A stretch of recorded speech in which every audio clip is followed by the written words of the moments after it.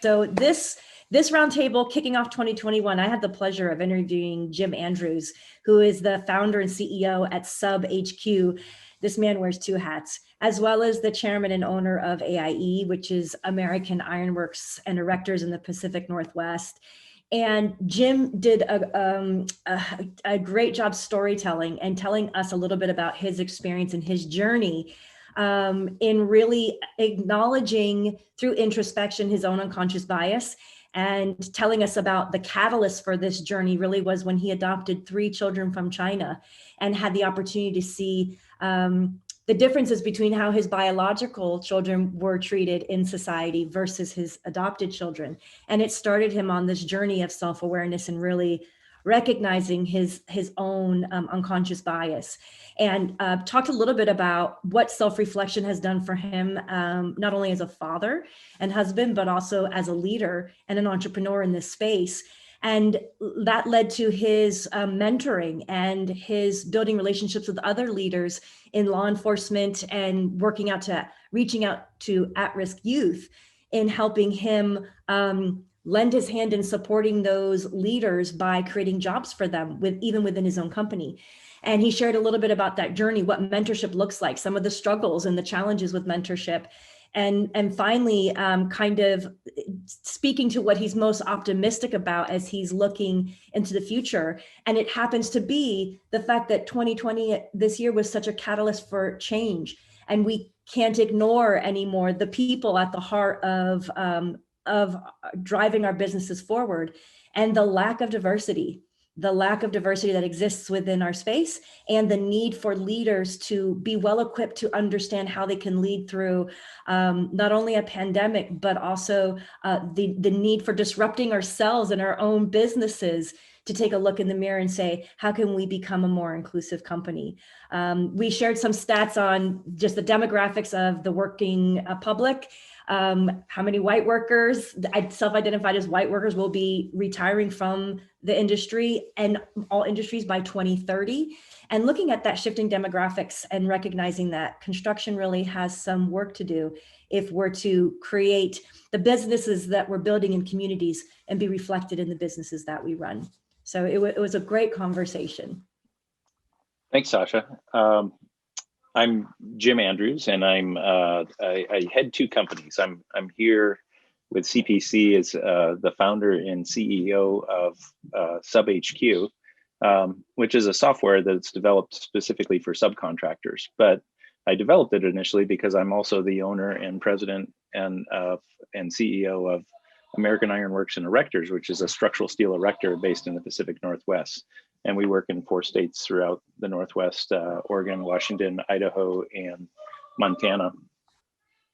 And so by the power, hopefully, by the power of magic of editing, Nathan will be able to edit. Because I feel like we got a pretty good, decent beginning introduction, but I'd really kind of love to then start the conversation. So yeah, let's really dive into a bit more of your story here. Let me go back one.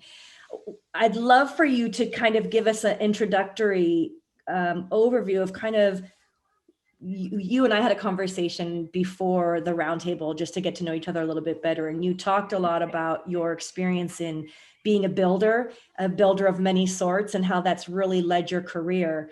And so I'd love for you to kind of give us some insight into your background and what was really the catalyst that caused what I would consider to be a 180 degree change for you, and kind of how you saw yourself and the industry. Yeah. It initially started even before when I still lived in the Puget Sound area of Seattle, when my family and I got invited to go down in the summers to Ensenada, Mexico. And we began to go to a little orphanage outside of Ensenada when my youngest child was, of the 3 older children, was in 1st grade. So I think they were in 1st, 3rd, and 5th grade at the time. And we continue to do that every summer. And I think that just that experience, I've become a huge believer in international or experiences, just simply because it totally begins to change the ways it totally begins to change the way you begin to view your own community. And so we began to take families like my family down there every year, and became a part of that and did that for almost 10 years as part of that. But that was kind of a beginning of having some of the scales start to fall off of things that I perceived to be true, and then finding out that they're not true. And so prior to that, my life was very black and white, and all of a sudden begin to get shades of gray that come in, because it's really too hard to make things black and white when they just don't fit into those boxes well. As a result of that, then in 2008, or it was 2007 actually, my wife, as our oldest was then at that time getting ready to graduate from high school, decided that she wasn't done being a mom. She was kind of staring now at a senior, sophomore, and eighth grader, and thinking, okay, these years are coming to a close. What now?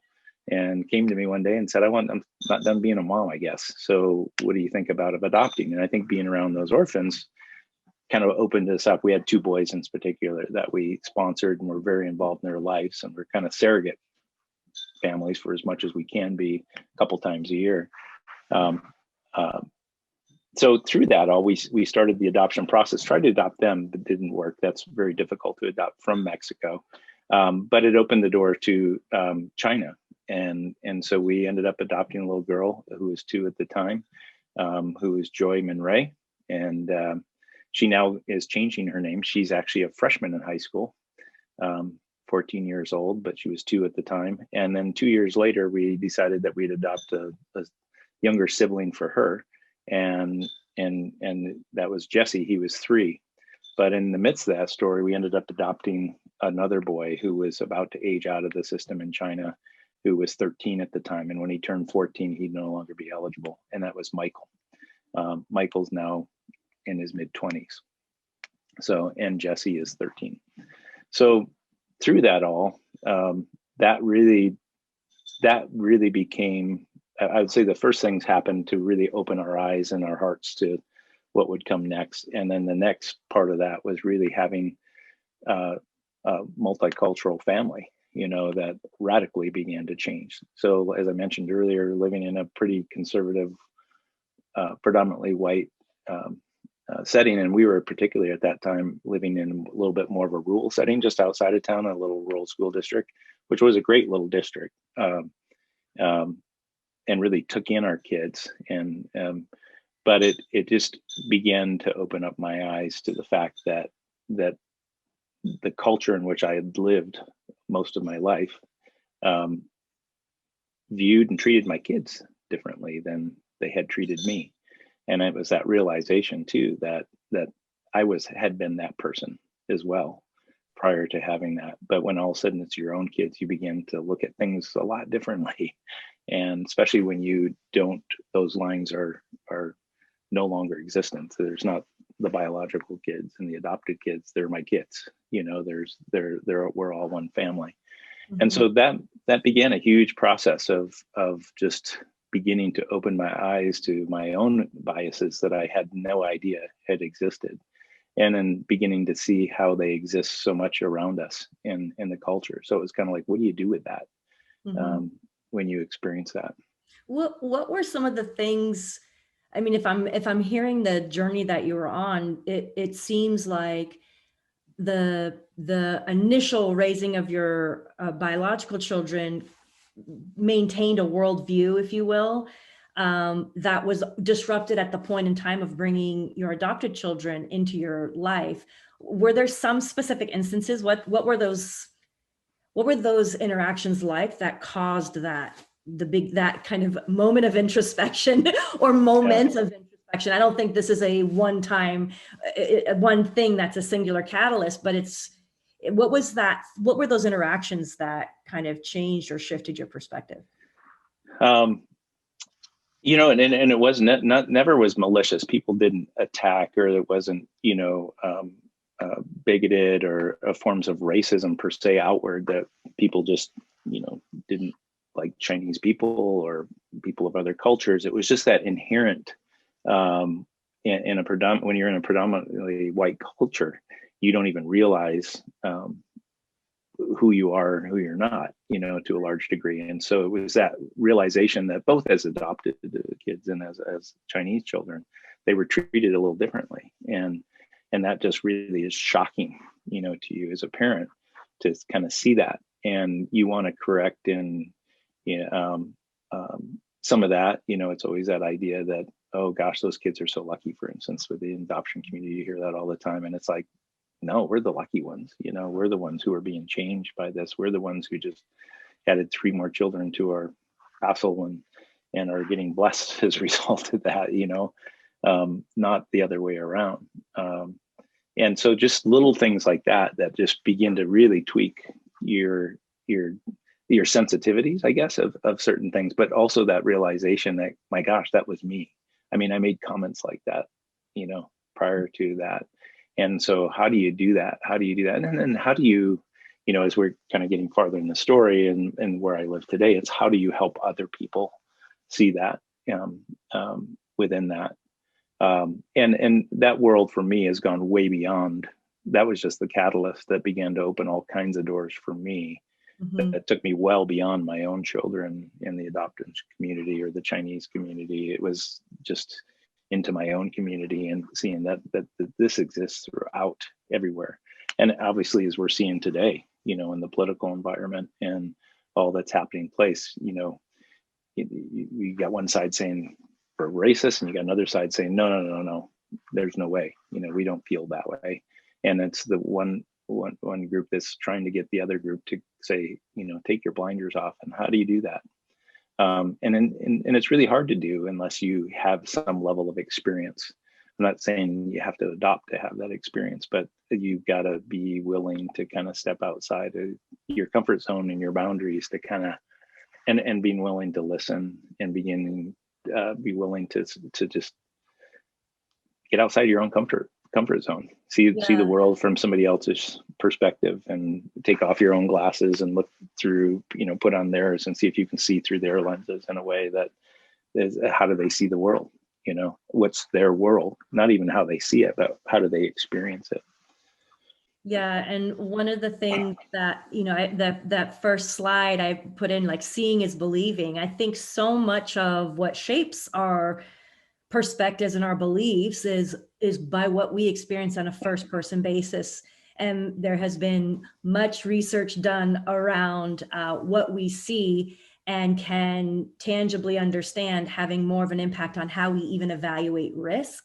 By things that we can see and touch, we assess more risk with than things that we can't necessarily see or touch, like a invisible virus. I mean, this past year has been almost a huge microcosm in understanding human behavior. But I do want to kind of speak to that. And I go back and share my screen again to kind of touch up on this next topic, which is as you're kind of in your own personal journey, you have the catalyst of adopting these beautiful children who now are disrupting, if you will, in some ways, the worldview that you have or the perspective that you had. I'd love for you to take us on what that journey was for you, really going from a world which is very black and white to the gradients of gray that actually exist. And the only way for that to really happen is through introspection and some honest reflection. So I'd love for you to kind of take us through what did that journey look like for you? Yeah, I mean, I think for me, within the company, when we first started doing the work at the orphanage, this is before we adopted the kids, there was this challenge I had as a business owner and stuff to this idea of to whom much is given, much is required. And it was kind of a principle, and it wasn't a self-righteous kind of thing. It was more this realization that, wow, I've been given so much. And then as you go to other cultures and you see what's lacking in those cultures, you begin to realize it doesn't have anything to do with business ownership. It has to do with the fact that we're part of the dominant culture in a country that has been given a whole lot and with much opportunity. So even the least of us in our country have the opportunity to give so much because of just the baseline is so high compared to the rest of the world. So that was a huge challenge to me. It's like, okay, now that I get a sense of this, what do I do with that? And you begin to start to process that. So it began to get me more involved in some of the work internationally and things that were happening in other places. What really began to change, I remember going to China the first time. I had no heart for China. I mean, my heart's for Mexico, and I was involved with some stuff we got involved with in Nicaragua and in helping people buy land in Nicaragua and some other things through the company. I realized my company was the foundation I got to use in order to do that. We all have some kind of foundation, and that for me, it was that. And I got to involve some of our employees, and the more I involved them, it began to challenge their thinking and that kind of thing. But then I went to China, and it was like, okay, this is not what I was expecting, and it didn't fit any of my other world boxes, whether it was faith or business or anything. It was just like, okay, this is mind blowing to me. You got 25% of the world that lives in this one country, and is on a trajectory like this. What do you do with that? And everything I'd been taught and told, it wasn't that it was all wrong, but it wasn't mostly right. And so it was very gray.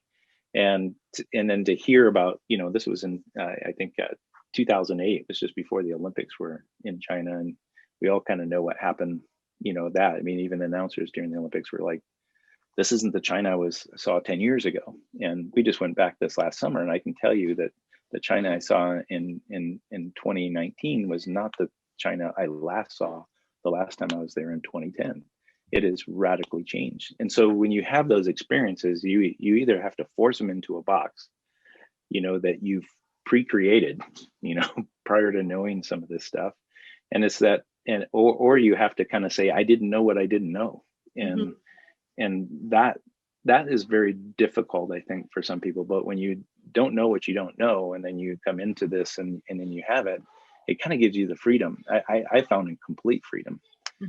I also turned 50 sometime in the middle of all of that too, and I began to not care so much about what people thought. Screw you, I'm 50 now. I can think whatever I want to think, kind of thing. So, but anyway, that it was that, and all of a sudden, all this black and white gets really, really gray. And the more I try to make it white or black, the worse it is, and the more uncomfortable it feels. So that's been huge. And then as a result of that, it just has now opened up all the doors to this other work that's been going on, even in my own community. Like I said, it totally changed the way I did. I was, through that, I started to travel more internationally, and was in Lebanon in the middle of the Bekaa Valley, days literally before the Syrian refugee crisis hit. And you saw little glimpses of that. I was with a Bedouin chief in the middle of Bekaa Valley, and he challenged me to think totally different about my own world at that time. And even the way he prayed for his community was totally different. And here's a Muslim man who's a follower of Jesus. Well, guess what? That didn't fit into my box anymore, and there was just so many things happening to that. But even how he viewed how God works in our lives and in communities, it was like, he's always been there. Our job isn't to like take him places like we tend to do in the West, and think that somehow that it doesn't happen unless we're present. His view was, our job is just to simply find out what he's up to and join him, and began to challenge me to think differently about my own community. So I came back from that with a whole different sense and heart for my own community. And his and my conversation were totally through interpreters, but it was amazing. Meaningful. Yeah. And as a result of that, I began to do that. And out of that came a person who's now probably my closest friend. He's an African-American pastor who I was never looking for, who actually opened, we began to meet together just to have coffee, just to get to know each other. And my friend Sean, he grew up in South Central LA, was the youngest of quite a few children. I think there was probably 8. And of the boys, only one other brother didn't join a gang. One of his older brothers was part of the Black Panthers in the 60s and early 70s. Sean had been shot a couple times before he was 20, and was very, very involved with the Bloods and that community at the time. And now here he is in Spokane, Washington, and had been here since the 90s through a job transfer he got back in the day, and had been spending the last decade, pretty much working with the local police and kids in gangs. And I'm thinking, we have gangs, in Spokane. And he began to share with me the stories of things that were happening in my own backyard that I had no idea. And you kind of get glimpses of it here and there in the news. And really what he told me and was that, Jim, I can get him out of the gangs, but I can't keep him out of the gangs. We need mentorship and jobs. And I just thought, well, maybe I can help with the job part.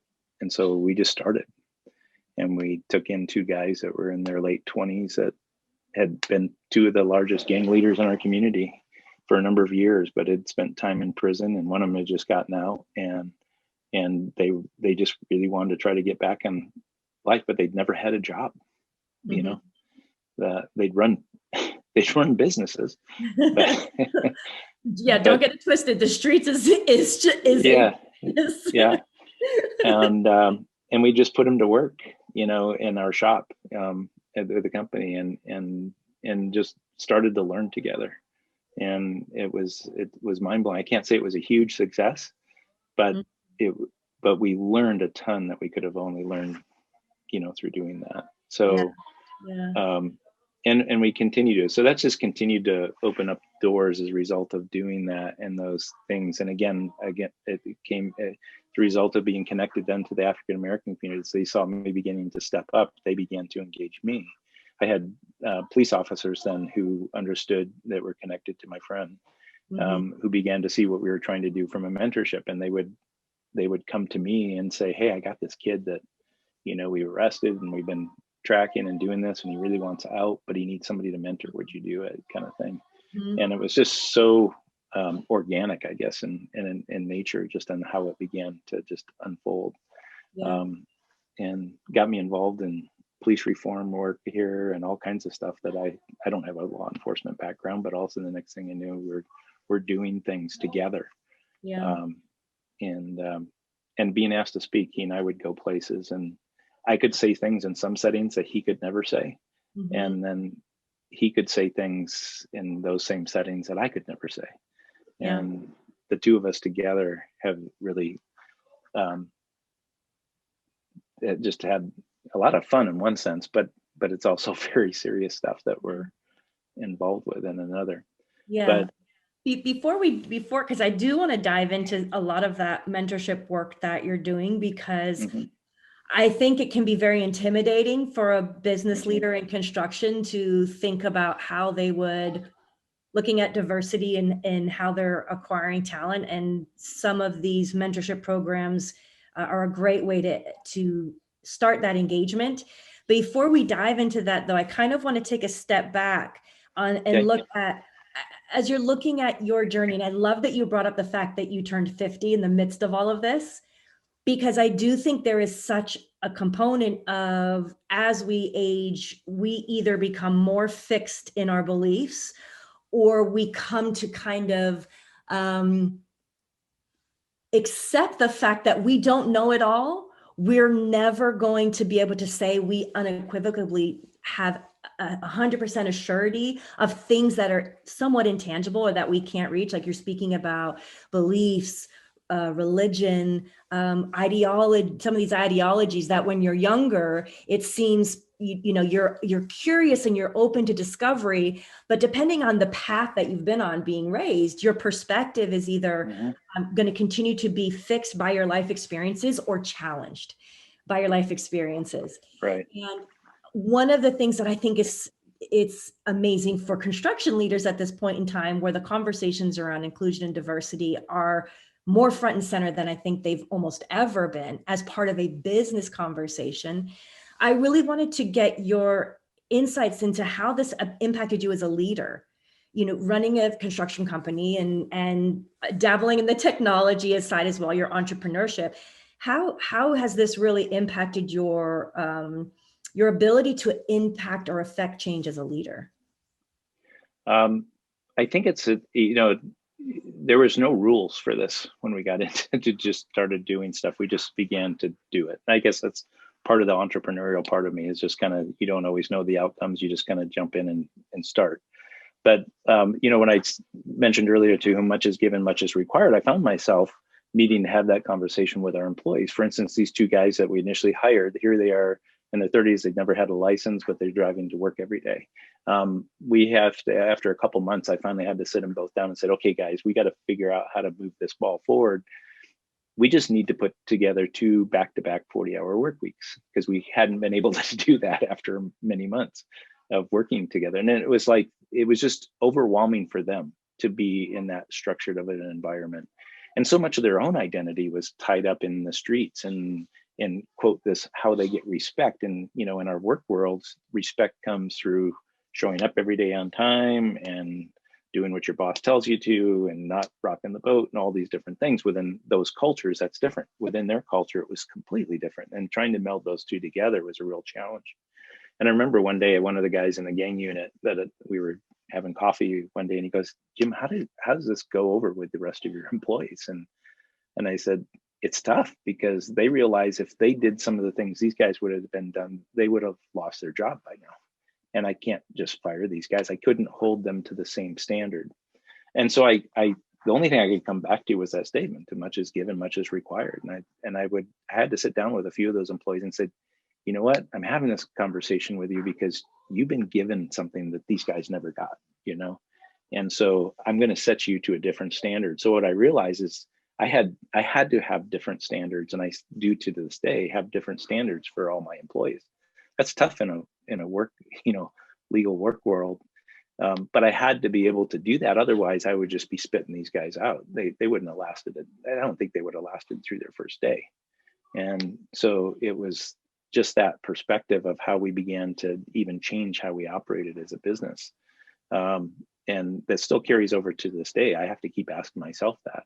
Mm-hmm. And it doesn't mean that we don't have standards. We do, but we expect different things of people when we know they're capable of doing different things and doing that. And so that was a huge part of that. And then it's also that realization that you're doing things that other people aren't doing yet. And even from the construction industry, I mean, you take aside all this, go in the blinders, you just look at our demographics in construction. And if we don't do something, right, in a predominantly white male environment, where white males don't necessarily want to go do construction, we have to begin to change and attract other people to our industry, or we're all screwed. That's a pretty harsh reality, but the demographics show that to be true. You can't deny it. And we've missed some opportunities. So we're dealing with a whole different culture of worker, and we're dealing with a lack of mentoring. I mean, that's where tech comes in even, tech is going to help us navigate some of those paths in a way that we didn't have to do in the past as well. So, and there's just so much, kind of to this, but we also have to begin to, it's just not the workers, it's preparing the companies and those in leadership for what's to come to. And how do we be good mentors, and how do we set people up to succeed? Because our pretty rigid standards of the past will just set people up to fail. And I don't have all the answers by any means. I'm in it, figuring it out, but we have to start joining together. And I think through organizations like the AGC and ABC and some of the building trade organizations, we're really starting to take a serious look. I mean, even these conversations through CPC, I don't know how long ago. I mean, even now, it's still a difficult conversation to have, and people don't necessarily gravitate it to, let's learn more about BIM or something else, that's going to help our industry, rather than dealing with the elephant in the room per se, Right. And that gives us a really good place to kind of pivot and really talk about what that mentoring journey looks like. I can tell you that this conversation isn't the most popular conversation in the industry right now. I've seen over the last 9 months how the engagement around the conversation based on the timeliness of George Floyd's death, and how that created a news cycle that put it in front of everyone, and that created a catalyst of, what are we doing as leaders? What are we doing in our firm? And over time, as the year has gone on, I've seen, thankfully, I've seen action put into place. But I want to make sure we're bringing everyone that possibly is on that journey of self-discovery, of honest reflection, a space where that's a big reason why Nathan and I wanted to make sure that these sessions are recorded and free and available, is because everyone is on a journey, and we want to be able to bring as many people who say, I am on my own process, and I as a leader want to make change within my organization, make sure that they have an entry point to join us. And so I want to really dive into a little bit on how you started engaging in that mentorship. You talked a little bit about the relationships you made with the pastor and how that created a personal experience for you to then look at how you could create jobs within your business. This is not necessarily an easy task, nor is there a handbook for it. So talk us through that mentoring journey so that others who may be interested could maybe start to find their own entry point. Well, on a more 30,000 foot level, one things that's come out of this, and what we've realized is we've tried to work with guys that are older, especially coming from these at-risk type situations, is the younger you get them, the greater chances you have of success. Within construction too, for a lot of these people coming in, they are the economic world in which they grew up in.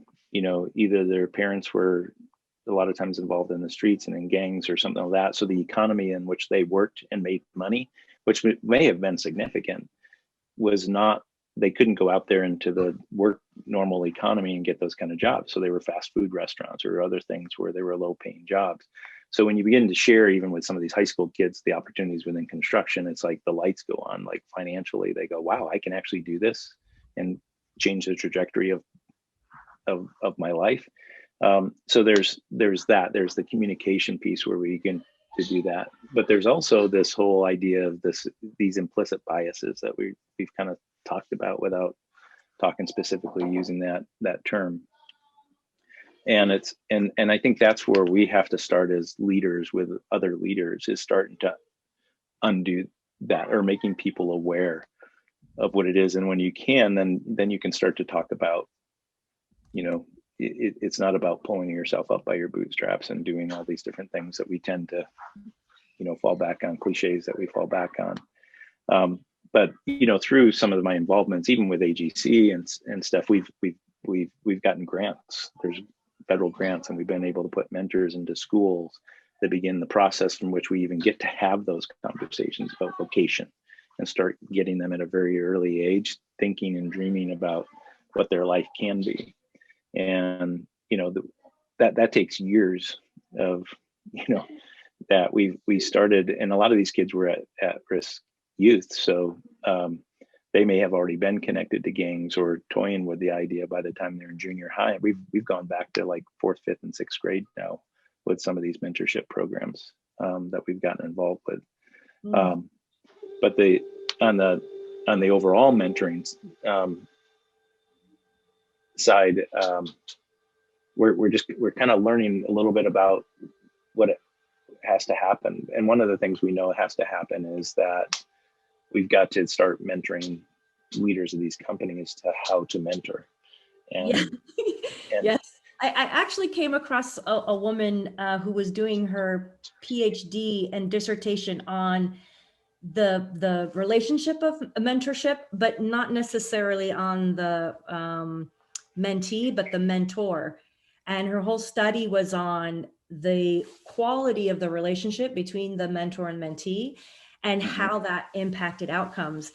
And this is actually a great point, Georgia. I want to open it up to you to let you ask questions of Jim, because I know you're currently working with AGC of California on some of these initiatives, and I wanted to give you an opportunity to ask any questions of Jim around mentorship. Yeah, awesome. Thank you.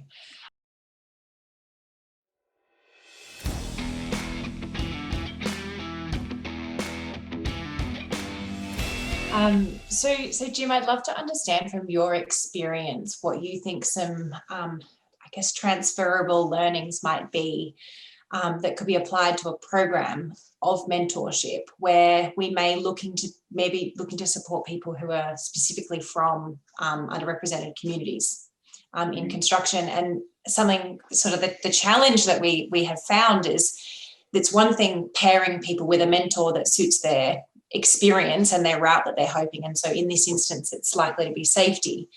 but there's the whole spectrum that you've spoken about of experience. And, you know, as Sasha, you just mentioned, the quality of the relationship, and where there's things like bias, you know, it immediately affects the ability for a quality relationship to be built. And so it would be expected that it could impact the outcome of that. So I'd love to hear from you, because this would help us as we're setting up this initiative. Yeah, I think one of the things I've learned is that mentorship is 24/7. And so I don't have the ability to mentor somebody 24/7.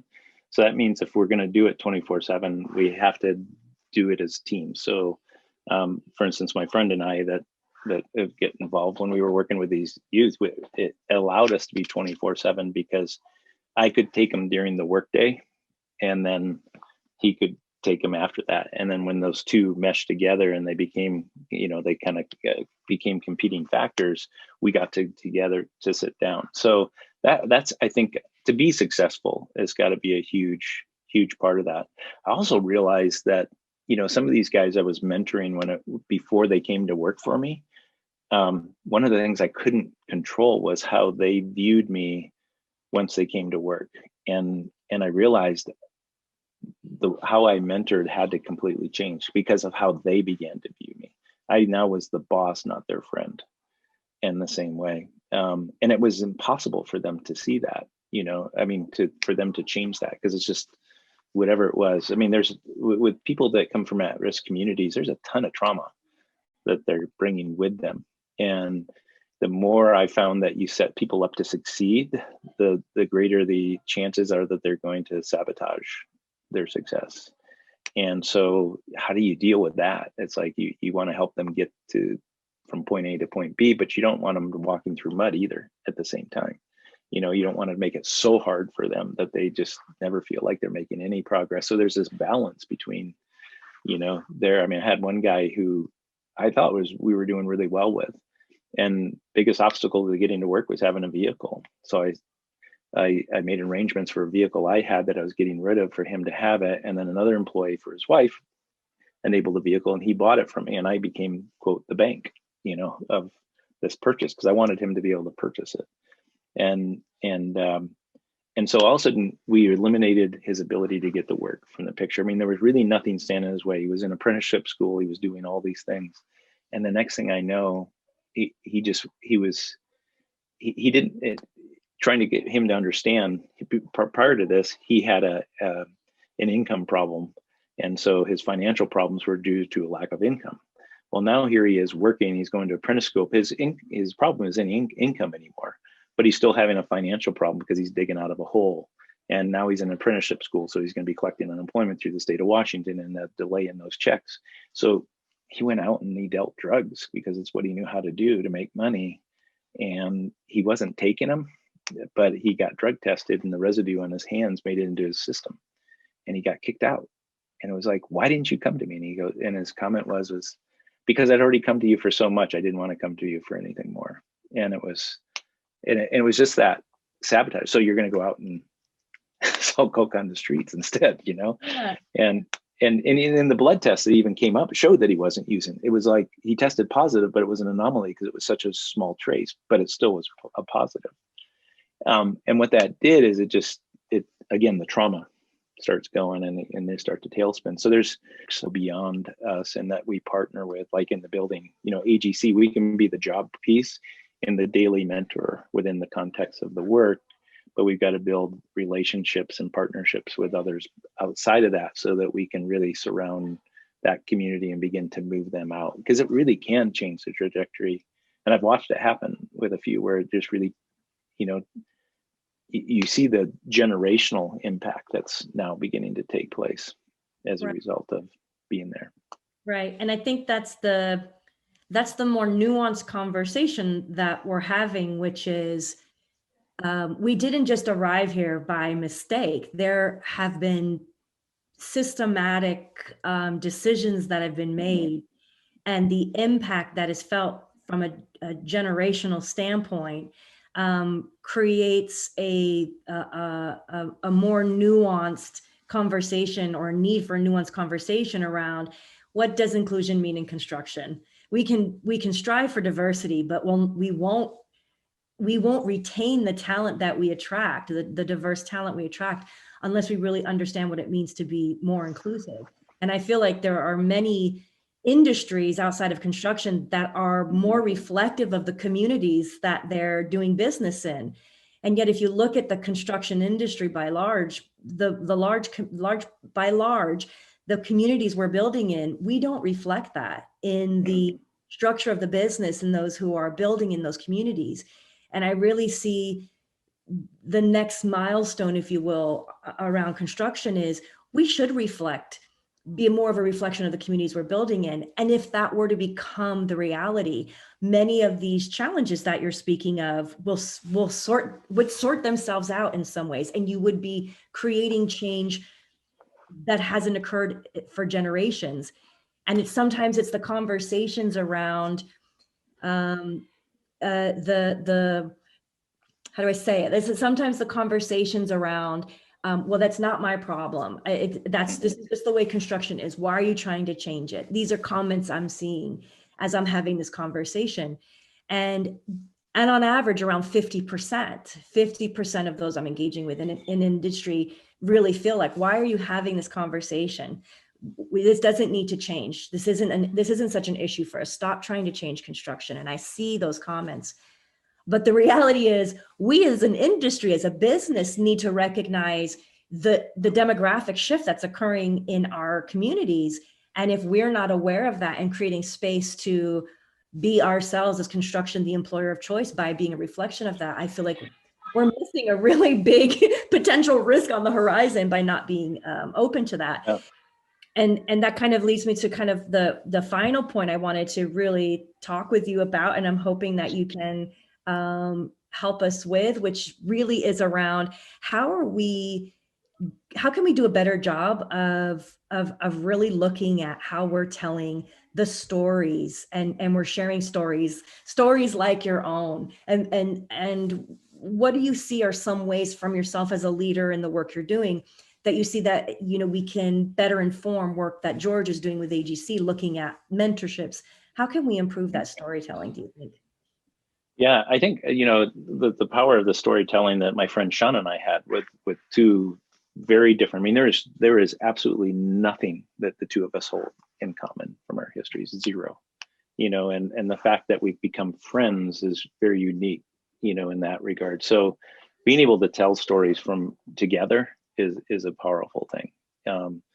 And I think that's part of it. And I think it then challenges people. I think that the biggest thing we can do is challenge people, like around the idea of, other business owners in construction. I mean, the demographic picture alone becomes the ability for us to kind of say, we got to deal with this in some shape or form.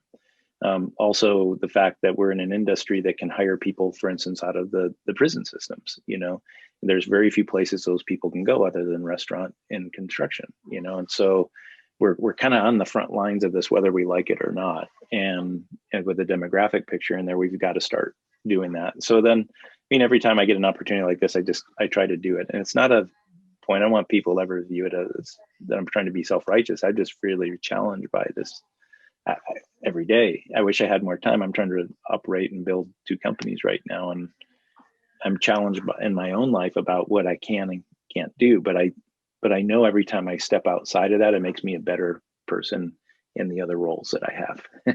And so I can't say no to them, because it changes who I am.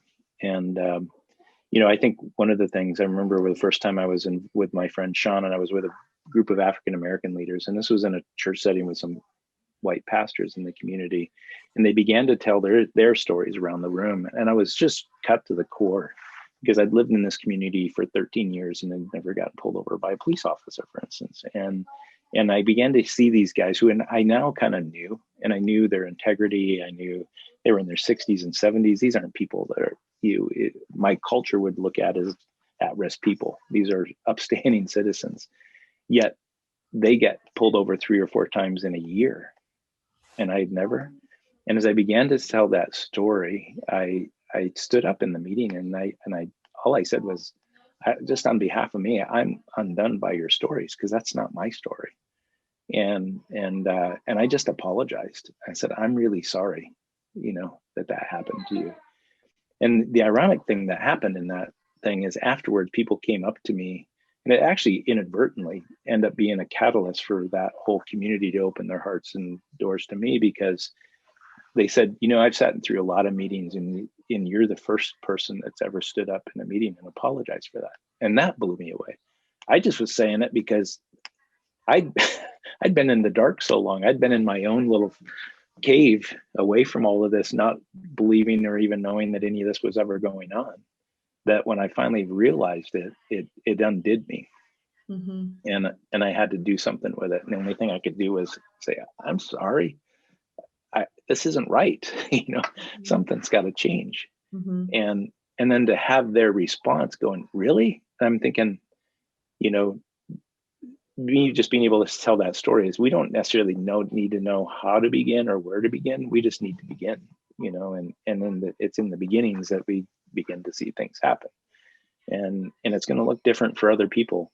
People don't need to take my story. They don't need to go adopt from China or do this to have their own experience. They can do that, but it's like, put yourself in a position where you can begin to unfold your own story and begin to see that, and then find out your place. As a white male business person, I'm the norm within the business community in my community, right?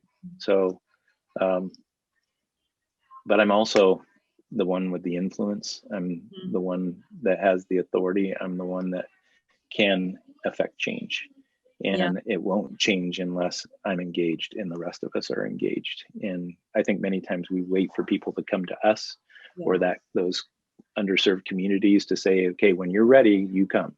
And it's like, no, I mean, if you're going to build a bridge, you got to be willing to go all the way across to the other side. Otherwise, you're really not a bridge builder. I'm not sure what you are, but meeting in the middle is not enough. Yeah. You can't just meeting in the middle is not an option. It's if you're going to be a bridge builder, you got to be willing and able to go to the other side. And most of us in the business community and construction industry, that's us. And we've got to start doing that. So I'm torn many times, because sometimes I just want to get up there and I just want to kind of get the whip out and say, come on, guys, we got to get this done, you know. But yet at the other time, I know I'm not so sure it would have changed me if somebody would have done that. So that's the big challenge is that the only way I can do it is to start to tell my own story and then show the positive. I mean, having these kids in my life, having all this stuff change, man, I could never go back to my normal. Is so different now than it ever was before. And I'd never yearn to go back to what I once knew, knowing what I know today. So, well, it is a powerful story. And I really appreciate you coming here today, Jim, to share it with us and to talk us through what that looked like.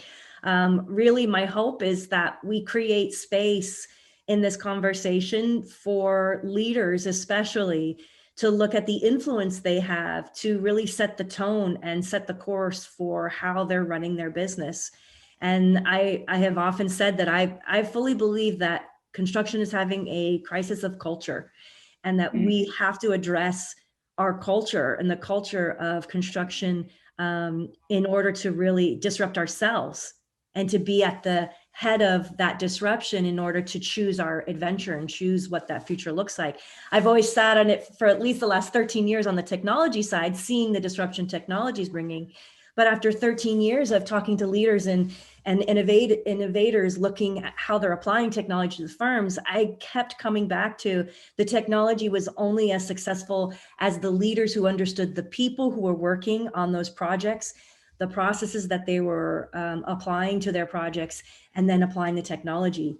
That three-legged stool of people, process, and technology I've seen is such a key factor for successful outcomes when it comes to what firms are investing in from the technology side.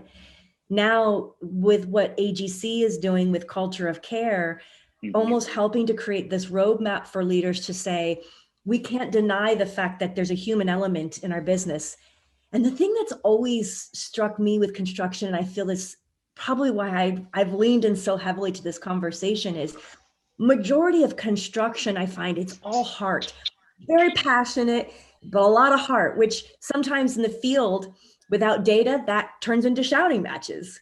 And I learned to swear with the best of them when I was in the field. It was an effective tool to get your point across and to be heard. But that brute force is not going to meet the business demands of projects today and into the future. We really have to start looking at this nuanced understanding of who are the people we are employing, what perspective are they bringing to the table, how do they challenge the status quo, not maintain it, but how do we really challenge that status quo in order to be able to really innovate and disrupt ourselves. So Jim, I really truly do appreciate you coming on today and sharing your story with us. Well, thank you. I appreciate the opportunity to be able to share. And I think you're right. It really does have to start at the top. I mean, I love what the culture of care is, but its roots came out of actually Washington State and Seattle. And I think it was a group Correct. of people that catalyzed it there. So that's just a great example of what can happen when leaders start to step into things and begin to take control and begin to say, we got to do stuff differently. And then now it's a national effort that's being adopted, a national effort. But company by company, it's got to be adopted from the top in order for it to become effective, just like you talked about technology. And you can convince the guy in the field what a great tool this is, but if the person at the top isn't going to buy into it, it'll never happen. So so that's our biggest challenge, and that's where I'm trying to figure out my place in that.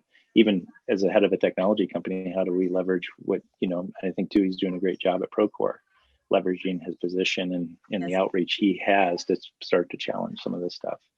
And Yes. as a new startup in a similar space with subcontractors, it's like, how do we do the same, and what is that going to look like at every step of the way? But I don't think we have a choice. Yes. We gotta figure it out. So yes, agreed. Well, I think we have just a few minutes left before we end our session today. I did want to ask you one final follow-up question, and I'd love kind of to get your take on, as you're looking at how this personal perspective, your personal interaction has transformed you. What excites you most about the future as you're looking into 2021? Number one, the launch of our product. That's pretty exciting. But apart from that, I think it's I think seeing where some of the things that have happened in the remaining years, it's kind of learning how to carve out that in my own life to be able to continue to do those things, because I see what they do for my company and they do for others when you engage them in that way. So I'm really excited about those possibilities. I also think that in 2021, look at the year we just came through, and COVID and the riots. We haven't seen a time like this ever. And so I think there's this awakening that's taking place, and this realization that is forcing people to begin to think differently. And so the thing I'm most excited for is how can we leverage that? I mean, that's unique. We don't do those things. Those things, just happen, and they become such a time as this kind of moment, where we get to be kind of players in the midst of the story. And so that really excites me. I think we're kind of on the cusp of something unique and changing. And there's some really nasty looking demographics by 2030 in the construction industry. Yes. and starting to point those out. But I think for the first time, people will start to engage that now that we're in that decade, especially Yes. given the events of the last year, where people will start to become more open to what's there. And that's what always happens. Then all of a sudden something starts to happen, and that momentum starts to take place. And the next thing you know, we're seeing significant change. So yeah, just to talk, you were talking about those demographics, just to quote some of them. AGC's Inclusion and Diversity Council released a report, and one of the statistics or the demographic numbers that they shared was between 2010 and 2030, approximately 15 million people who self-identify as white, the predominant workforce of the construction industry, obviously, are expected to leave the U.S. workforce by 2023, people identified as white will comprise less than half of the US population under 30. And currently 63% of our industry is white. And looking a little bit further to females and to women in the construction industry, just in general, 55% of the US population and 47% of all workers are female. Yet in construction, women make up 2.7% of our field workers and our trades people, and only 9% of those working in the industry at large, construction industry at large. So the numbers tell us a story. Yep. Yeah. They're undeniable. That's what's crazy is we look at those numbers really closely in construction, you know, because we're definitely geared towards them. Yet we're kind of ignoring them as it relates to culture, you know, in a funny Correct. sort of way. Correct. So yeah, there's some, especially within the leadership, there's going to be lots of leadership opportunities within construction for Agreed. people coming up, because there's this huge void that exists now. So absolutely. Yeah. Well, thank you. I thank you so much from the bottom of my heart for sharing your story today. It was really exciting to get to learn about what caused you to take such a 180 turn and become activated to really be an agent for change in industry. And so thank you for that. Yeah, thank you, Sasha. Appreciate it.